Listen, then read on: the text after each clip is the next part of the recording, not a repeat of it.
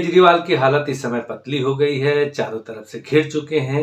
इसलिए कोई न कोई चाल अवश्य चले कि जनता के बीच एक सहानुभूति की लहर पैदा हो, और यदि न भी पैदा हो तो ऐसा दिखाया जा सके कि आज भी जनता के दुलारे हैं, जनता के चहेते हैं और जनता उनको चाहती है। तो क्या है उनकी अगली चाल, और जनता क्या कहती है उनके बारे में, और लोगों के बीच अभी तक कितनी पैठ बची है केजरीवाल की। नमस्कार, आप देख रहे हैं अपनी बात अनिल के साथ। मैं वीडियो में आगे बढ़ूं उससे पहले आप सभी से निवेदन कर दूं कि वीडियो को लाइक कर दिया करें और चैनल को सब्सक्राइब कर दें यदि अभी तक नहीं किया है तो।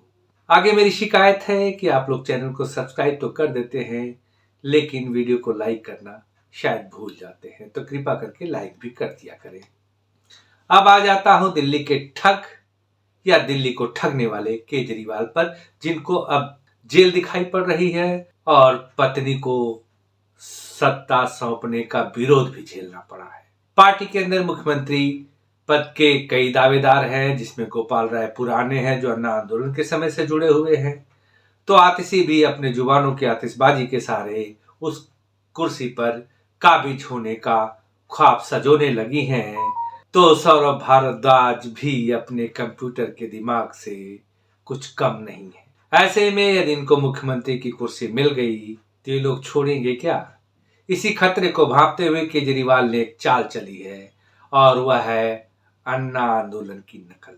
आपने यदि अन्ना आंदोलन को देखा होगा तो उस समय सब लोग टोपी पहनते थे, मैं भी अन्ना, और अब दिल्ली में एक मुहिम चलने वाली है, मैं भी केजरीवाल। लेकिन अफसोस है कि आज की तारीख में न तो कोई अन्ना बनना चाहता है और न केजरीवाल। अन्ना ने अपने आंदोलन से जिस भ्रष्टाचारी केजरीवाल को अवतरित किया है, मुझे पूरा विश्वास है कि उनको मरते दम तक अपने इस कृत्य पर अफसोस रहेगा। मैं बात कर रहा था कि मैं भी केजरीवाल की एक मुहिम अब दिल्ली में चलने वाली है, जो चलाया जाएगा आम आदमी पार्टी द्वारा, जिसमें गोपाल राय जी प्रेस कॉन्फ्रेंस में बता रहे हैं कि लोगों के पास एक पंपलेट लेकर जाएंगे और उनसे पूछेंगे कि क्या अरविंद केजरीवाल को गिरफ्तार किए जाने पर मुख्यमंत्री पद से इस्तीफा दे देना चाहिए या नहीं। मैं भी आप सभी से पूछना चाहता हूं कि उनके पास कोई विभाग नहीं है, कहीं दस्तखत नहीं करते, तो फिर वो मुख्यमंत्री किस बात के हैं। और उनके पास जब कोई काम नहीं है तो फिर इस्तीफा देने में हिचकिचाहट क्यों। लेकिन जब तक मुख्यमंत्री बने रहेंगे तो क्या वो मुख्यमंत्री केवल भ्रष्टाचार करने के लिए या करवाने के लिए बने हुए हैं। उनके इस्तीफा देने से दिल्ली को कोई फर्क नहीं पड़ेगा, क्योंकि आज भी वो इंसान जो कुछ भी कर रहा है अपने प्रधानमंत्री बनने के लिए कर रहा है, और इस्तीफा दे देगा तो आम आदमी पार्टी में ही सिर फुटौल की नौबत आ जाएगी। इसीलिए वह जनता के बीच जाकर राय लेने का झूठा ड्रामा रच रहा है, और वह मुहिम आज से शुरू हो चुकी होगी। अगर उसे जनता याद होती तो 54 करोड़ का शीश महल नहीं बनवाता, पहले फुटपाथ पर सो रहे लोगों की खबर लेता, नियम और कानून को धता बताकर सिविल डिफेंस के लोगों को मझधार में न छोड़ देता, और जब जनता से पूछना ही था तो शीश महल बनवाने से पहले पूछ लेते। जनता से पूछना ही था तो शराब की पॉलिसी बनाते समय पूछ लेते, और हर गली में शराब की दुकानें न खुलवाते, और पूछते तो जनता भी न खुलने देती। और यदि शराब पॉलिसी सही थी तो आनन फानन में वापस क्यों लिया। आज मैं दिल्ली में जब घूमता हूँ तो पता चलता है कि बिजली की सब्सिडी के ऑप्शनल किए जाने और शीश महल शराब के घोटाले के उजागर होने के बाद केजरीवाल का किला दिल्ली में दरकता नजर आ रहा है। लेकिन लोग मिल ही जाएंगे जो अब भी केजरीवाल का साथ देंगे। अब इनकी संख्या कितनी होगी यह कहना मुश्किल है, लेकिन कैसे भी हो कुछ लोग जुड़े ही रहते हैं, और इन्हीं लोगों के हस्ताक्षर को दिखाकर कहेंगे कि जनता चाहती है, जनता का आदेश हुआ है, केजरीवाल जी जेल से सरकार चलाएं। कुछ लोगों का मानना है कि लोग भ्रष्टाचारी केजरीवाल का साथ छोड़ देंगे, तो यह गलत फहमी है। गाय भैंसों का चारा खा जाने वाले लालू का साथ आज तक लोगों ने नहीं छोड़ा, जबकि उन्होंने न तो मुफ्त में किसी को बिजली दी और न पानी, हाँ, नौकरी जरूर दिया था, लेकिन वो वही भूमिहीन करके, लोगों की जमीन लेकर के उसके बदले नौकरी दी थी। तो केजरीवाल भी तो उन्हीं के साथ हाथ मिला बैठे हैं, तो लोग इनको क्यों छोड़ देंगे। आप थोड़ा देखते हैं पर्चे पर क्या लिखा है।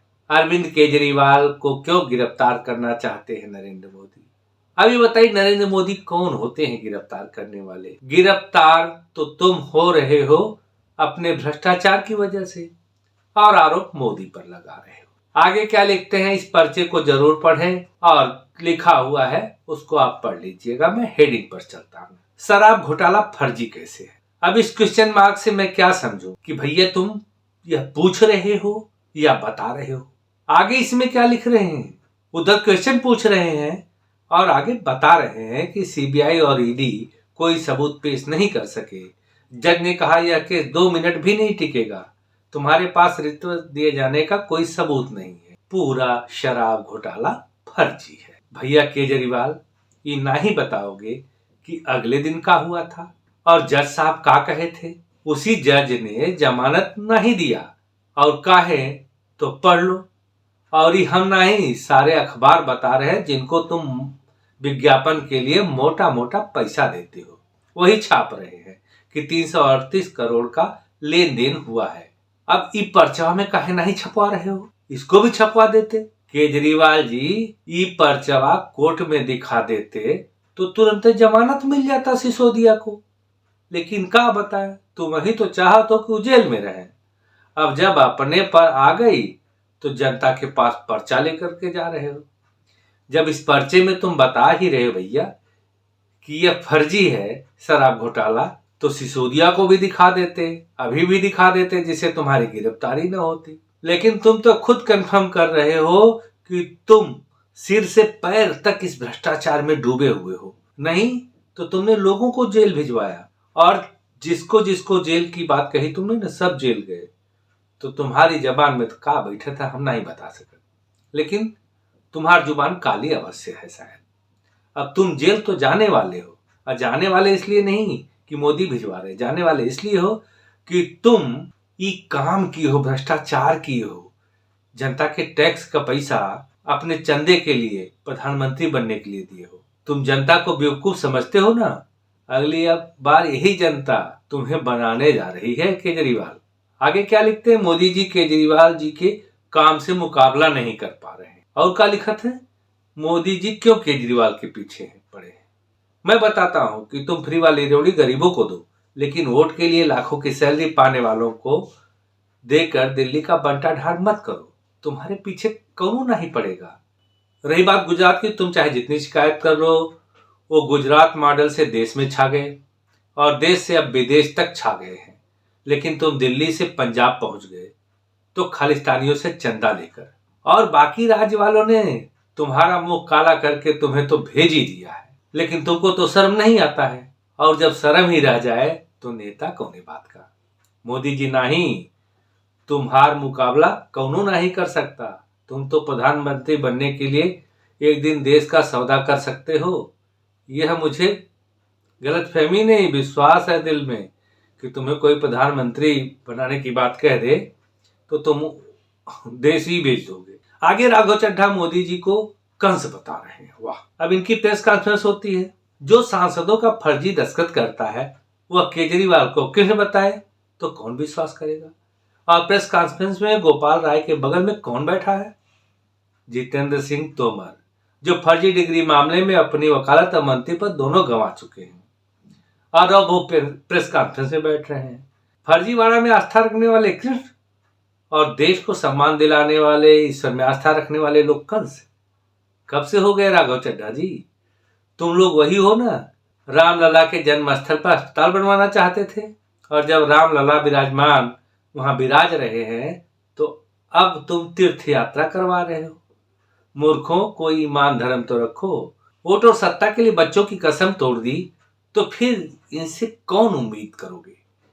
केजरीवाल जी के प्रति अब जनता का मोह भंग हो रहा है, और इसमें से मुस्लिम लोग कांग्रेस का रुख करने लगे हैं, जबकि हिंदू मतदाता कांग्रेस और बीजेपी दोनों की तरफ जा रहा है। लेकिन 2024 में लोकसभा तक स्थिति साफ नहीं हो सकती, क्योंकि लोकसभा में लोग मोदी के चेहरे पर मतदान करते हैं, जबकि 2025 के विधानसभा चुनाव में कुछ स्पष्ट हो सकता है।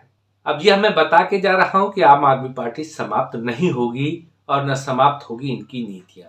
जैसे रावण समाप्त नहीं हुआ हमारे समाज से, जबकि हर साल हम जलाते हैं, और कंस को सामने ही देख लो, जो जेल में भिजवाते हैं और भगत सिंह भी बताते हैं। चलिए, इनकी मुहिम को चलने दीजिए, लेकिन सफल मत होने दीजिएगा, क्योंकि आज अगर ये आदमी सफल हो जाता है तो भविष्य बहुत अंधकारमय होगा।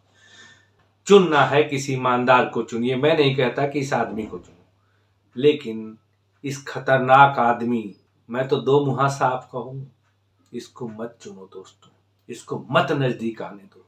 यह अपने लिए कर रहा है और किसी दिन देश को गर्त में ले जाएगा। तो वीडियो को शायद लाइक कर दिया होगा आप लोगों ने। अभी के लिए इतना ही, फिर मिलेंगे अगली वीडियो में, तब तक के लिए नमस्कार, जय हिंद।